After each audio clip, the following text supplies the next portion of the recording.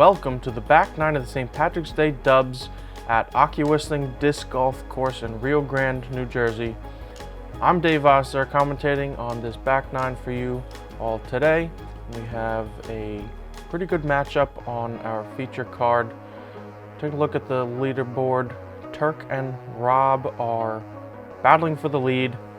Jay and Alec, a couple strokes behind, dropped a few spots, but they're only 3 strokes behind. So easily able to catch up. We'll see if they can do that. Starting on hole 10, par 3, 198 feet, pretty short. It's a deceivingly easy hole because once you get up to the green, there's a lot of treachery. There's a lot of logs, there's some fallen trees and some divots that your disc can stick into. And if you go too far, it's pretty rough, if I can put it that way, I guess. So we'll see where Rob ended up. Is maybe a bit of obstruction, and Terk potentially as well. So looking to get a little bit cleaner putts from there. If you get over this log, it's tough to get your disc to slow down in time to not be in some treachery, and that's really the difficulty with this hole.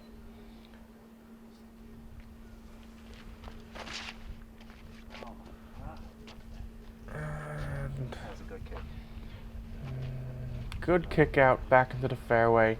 Maybe just not quite stable enough for that throw. They do take Alec's lie, and they have circle 2 putt. Oh, that looked good, and about halfway the wind just lifted that. See if Jay can make the adjustment. Oh, and almost. Alex looked good halfway, Jay's looked good 7/8 of the way, last second.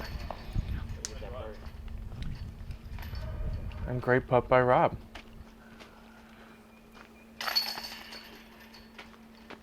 So that will be the first birdie of the back nine, and they are down to -3. Jay and Alex stay at +1. As we move over to hole 11. Par 3, 336 feet. Straight most of the fairway, got to get around these couple trees on the right side. Basket is just over to the right. So backhand turnover, late flip, or a forehand with a little bit of a straight skip. Both good plays in this hole. Back half of this course, the rough's getting a little bit tighter. A lot of these small little shrubby trees, and remember we're still in the winter, obviously. Just imagine what these are going to look like in the summer. We were fortunate to be able to come down here and check out this course, Ockie Wisting.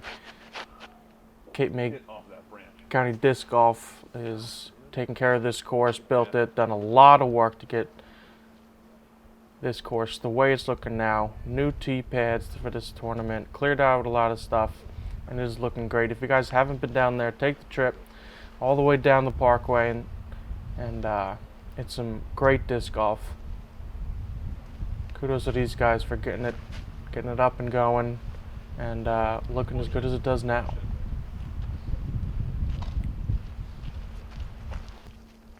So these guys all landed a little bit short. This is a really tight line, 336 feet, like I said.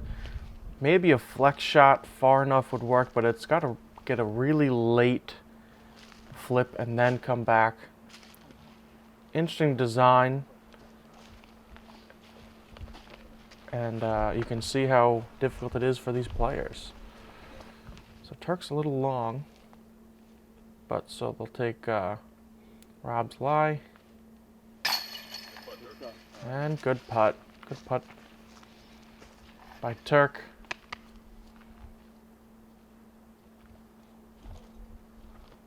And this is Jay for par. Oh, off the top band. And that not sitting just adds a little bit more pressure to Alec, but he doesn't care. He nails the putt. These guys, other than I think 1 hole, maybe 2, they've had a little bit of trouble, but their partner, whoever it was, has been pretty good at saving them. And that's again what double's all about. So we'll move on to hole 12, Par 3, 313 feet. It's a hard dogleg left. There's some space up in the air to throw a high hyzer, hoping to get a skip down, maybe a forehand turnover for Alec. With these two styles that he plays, I'm never sure what he's going to throw. A lefty backhand turnover or a righty forehand turnover would work on this hole.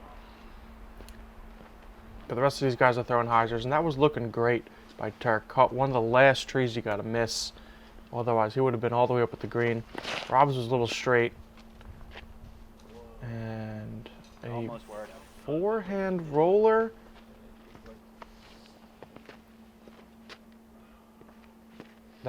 That could have worked. That flipped real nice.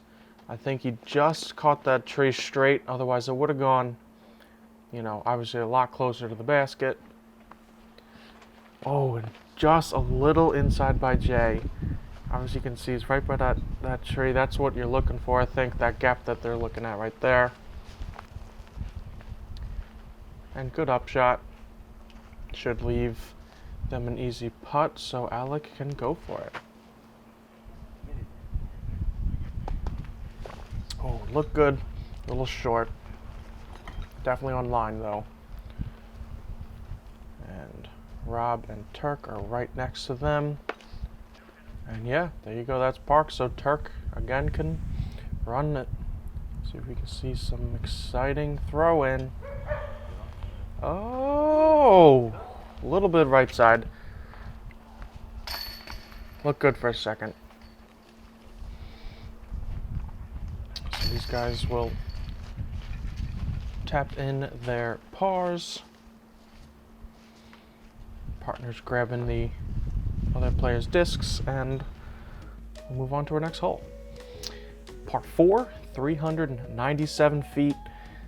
The tight woods gap that you're looking at here is where you're trying to get just to or a little bit past, leaving you about a 200, 250 foot upshot to a green that opens up, but certainly still some trouble if you're not within circle 1, halfway through circle 2. So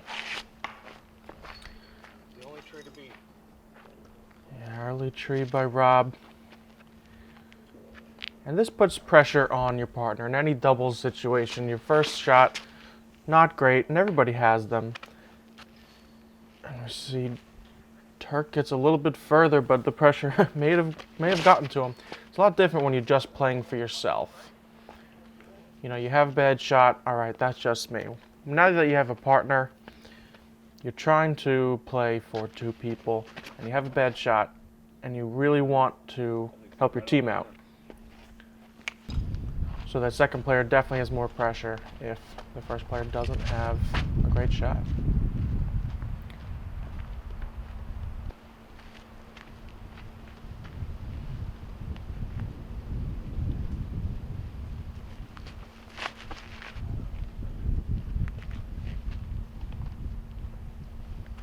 Yeah, little cut roll.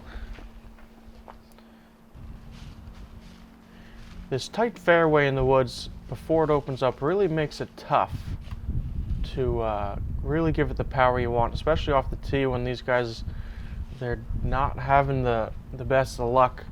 So the commitment is a bit of a, you know, a trust issue in yourself as you're trying to throw these shots. So they had some decent lines, but they're just not getting up far enough. Alec gets pretty far. That's probably halfway through circle 2.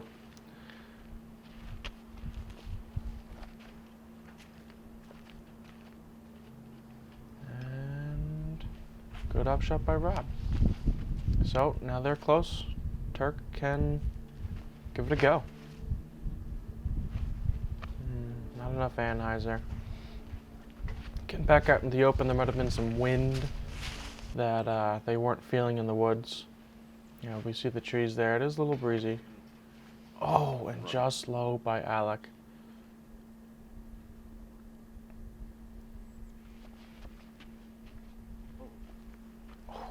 Also very close. These guys, they are inches away from being 3 or 4 strokes slower than they are now. Hopefully they can pick it up. We got a few holes to go. Looking at hole 14, par 3, 267 feet. Can't see the basket yet, but it's behind these pine trees. It's straight and a little bit to the right. There is this gap that's left side you can try to do a forehand skip into, or there actually is a tight flex line to the right and come back around these. I think most of these guys are going to try the forehand. Seems like a more obvious play. Rob goes a little tight, gets caught up, but lands probably somewhere in the circle 2. A little high, but this is more of the width you're looking for. Yeah, that needs to be lower to skip under those tree branches. But they might have a bid at it, depending on whose lie they take. And if that flexes back, oh, and gets caught just on the top of that small pine tree. That was good. That was looking like what you're kind of looking for. Either that high around everything, or yeah, he got caught. About that height, but more inside to kind of the main gap that we're looking at. Hits the ground and skips. Looking much better. And great bid by Rob. Just low the cage. Terk going down to a knee. Oh. And these guys are not off by much. They are scaring this basket left and right. And on cue, another cage hit.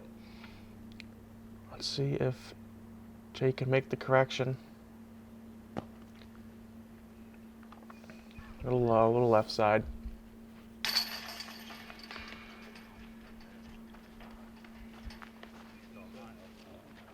So par for Terk and Rob, as well as Alec and Jay. So, I'm not sure where the leaderboard is at now, but Jay and Alec need to start putting some birdies on the board if they're going to be catching these guys who assumably were tied for the lead at the beginning of the round. So we'll see if they're able to do that. We're now on hole 15, par 3, 253 feet. There's this grouping of trees that you're just trying to avoid. There's a couple different ways you can get there. Around the outside to the right, forehand to the left, or there's actually a decent gap right in the middle that I think Terk's going for. Oh, he catches that kind of trunk branch hanging out to the right. Otherwise, that was good. You can't really see the basket from the tee, at least from this angle. But if you get clear of these trees that we're looking at, you're pretty much on the green. It's not a huge distance hole. This is a better shot of it. There's a big gap right there that I think these guys are aiming for. They all kind of just got caught up, except for Rob, who we saw his discs right on the green.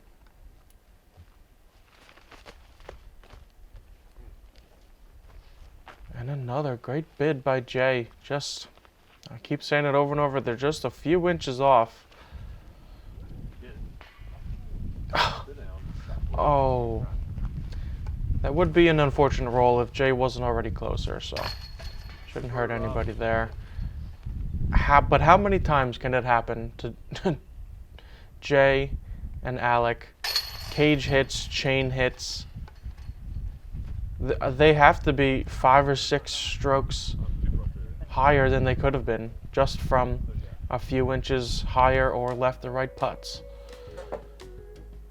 Let's see if they can make the correction. Couple holes to go. Hole 16, par 3, 260 feet. Out of bounds all the way on the left side, just to prevent going into the fairway of 15. Left to right curve, blind basket position, makes it a little bit more difficult for the distance control. Can go forehand skipper, backhand turnover works as well. We see Rob just taking a little bit too much on the right side, catching this very thick looking rough. So Terk has to get it in there. Maybe a backhand roller. Oh, kind of a cut roller. All right, well, out in the middle of the fairway. Maybe 100 feet or so to the basket. Let's see if Alec and Jay fits well for a forehand. Nice big high flex if it's got the distance. Yeah, that's not bad. Circle 2, edge maybe. All right, so here's a good example of how doubles team can work well. You've got the forehand and the backhand, two different options to try to get to the hole, give you the best opportunities. And we see they're both pretty good. Jay's looks like it's a little bit closer, depending on, you know, it might be as close as which way the wind is blowing to determine which lie they choose.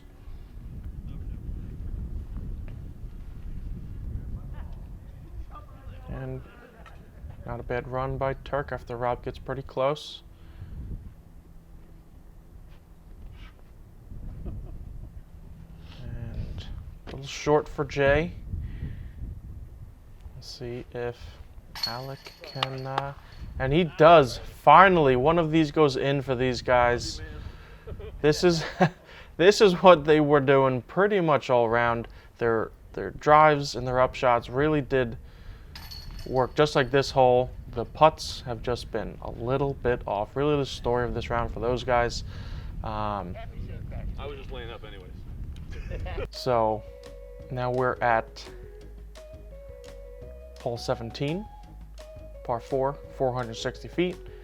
A gap to hit, but not really a hard gap to hit. It's pretty wide, but it's got a little bit of low ceiling left side. Got to get through there. Backhand, hyzer shot, big out in the open. You actually want to get to the left side of the second opening if you can, because there is a big tree right in the fairway that will prevent your upshot from getting to you. And yeah, perfect placement.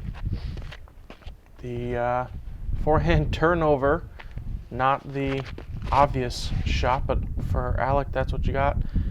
And Jay gets over it, doesn't get caught up, so he's looking all right. Too high.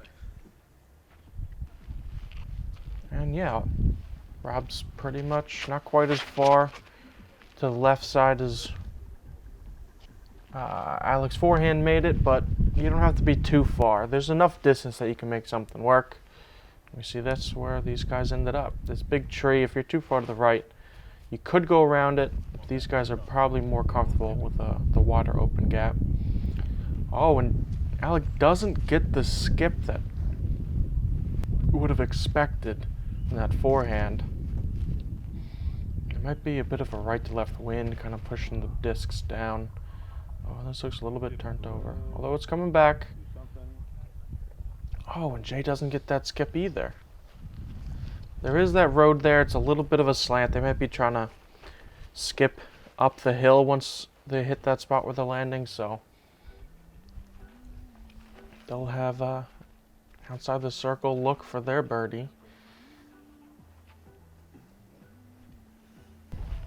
Rob goes a little bit early left. They'll have probably a similar look unless Terk can get any closer. And this is more like what you're looking for. Actually needs to slow down. Yeah, it does. That should work.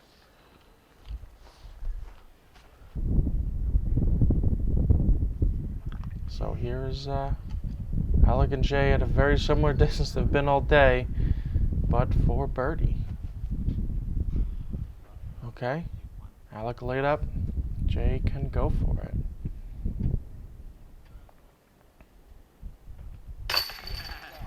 And there we go. A little late in the round, but these guys are getting it going. They're now under par.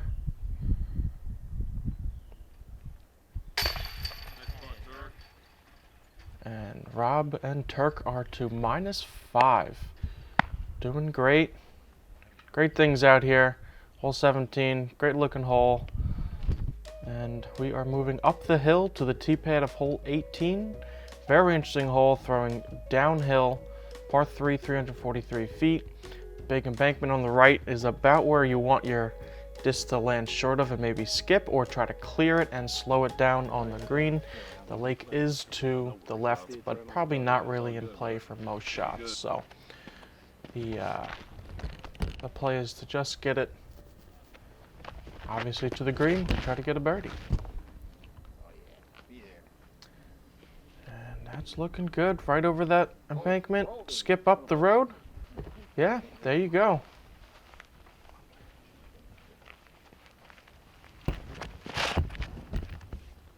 Oh, turned over. Come on. It's coming back. Come on. Oh.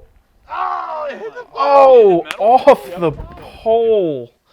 We get another look at it. This was looking great. Thought it might skip in. That just a few degrees off of getting a skip up, actually. But off the pole, these guys will take being parked for birdie. They won't have to worry about putting on this last hole. They had a bit of a tough time on the green today. They're rallying the last 3 holes. Looks like they're gonna finish off with a turkey. But these guys are looking to finish their round off strong as well. Neither of them are really able to get it close.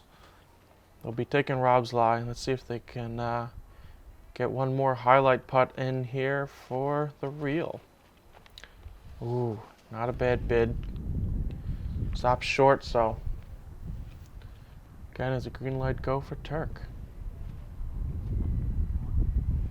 Oh, just a bit of a wind lift at the end, but there you have it. These guys are parked, and not to be overlooked, that was a great throw by Alex. Probably best shot of the round. Definitely by him. He had a little bit of trouble this round, but all these guys played great. Just a few inches from being great. James Paps and Dylan Smith. So from another card, these guys wound up being the winners. James and Dylan, congratulations to them. Only beat Terk and Rob from our card by 2 strokes. Tied at the top, 3-way tie between a couple of these other teams. Pretty good golf by all these guys. Thank you all for watching. Subscribe to HyzerMedia if you haven't done so already. We also have a podcast I'd like you guys to check out. It's called HyzerCast Disc Golf Podcast. It's on a different YouTube channel. You can go check that out. And other than that, we have more tournaments coming out every week pretty much this month, a couple in April. So be sure to check those out once they come out. Turn the notification bell on so you might know when they are posted. And other than that, we'll see you next hole.